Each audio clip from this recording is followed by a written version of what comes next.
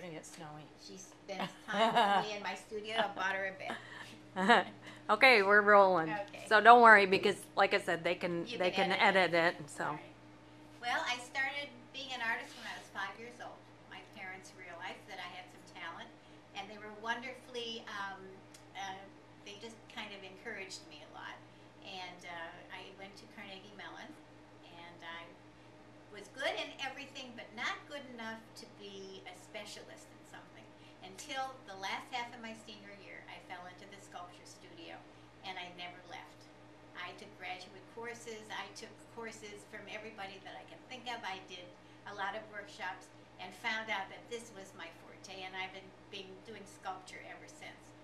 I love the feeling of hand building because it's very creative and you can do whatever you want. And as you can see with some of my work, it's very different. I do a lot of different things. I work in series of 3 or 4, and I get all these designs out of me, and then I start on something else.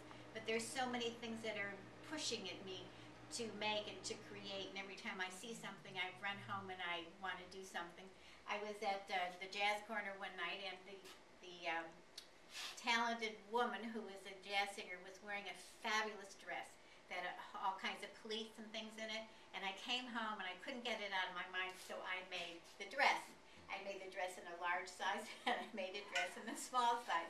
And I thought, gee, that's interesting, I'll just call it the dress. And my husband used to be a jazz musician, so of course I'm very influenced by that kind of thing.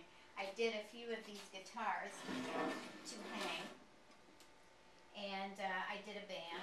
I've done a lot of bands because he promotes the bands all the time. Every time he comes in here, he says, make me another band. And last summer, I got very interested in heads. We were in Europe, went into a museum, and there was this display of all these wonderful ethnic heads. And I got inspired with that, and I just started making one head after the other, and you'll see that at my show. I have several different kinds of heads with different themes and different stories behind them. I also teach in here. This is my studio, and I teach. I have about 10 students, and we work on Tuesdays in the morning and the afternoon. And I give workshops, and I give lectures, and I've been on the Voice of America called me and wanted me to do something on the jewelry that I used to make. So I am translated into about 50 different languages explaining my jewelry that I do.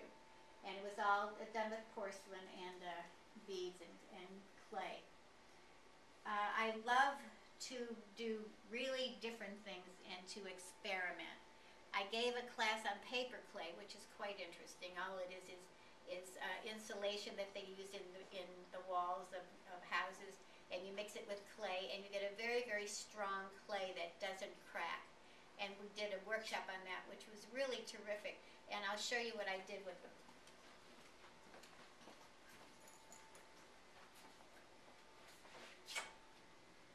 I made wall sconces with the paper clay. And when you're working with paper clay, you can do all kinds of interesting things like this, very intricate that won't break.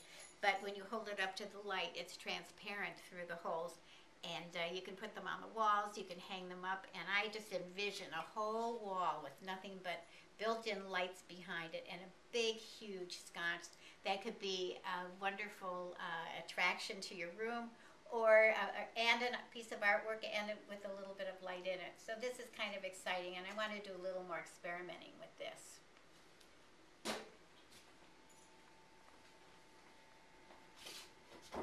I mix all my own glazes over there on the shelf over here. These are all my chemicals. We make all our own colors, all our own glazes. We weigh them out, and we can get all kinds of different effects with that. I use just basically 3 glazes, and you can change the texture, you can change the colors, you can put one over the other, and that's always very exciting because we never know when I open up my tills, which I have 5 of, what is going to be showing. So sometimes it's a happy accident, and sometimes it's not such a happy accident. And I work with slabs. I roll out a piece of clay on my slab roller, roll it through, and the clay comes out the same thickness, and you just cut it in slabs, and that's what I work with. I don't do coils, but I just do slabs. Everything I make is completely hollow, no matter how large or how intricate sculpture may be, they're all hollow.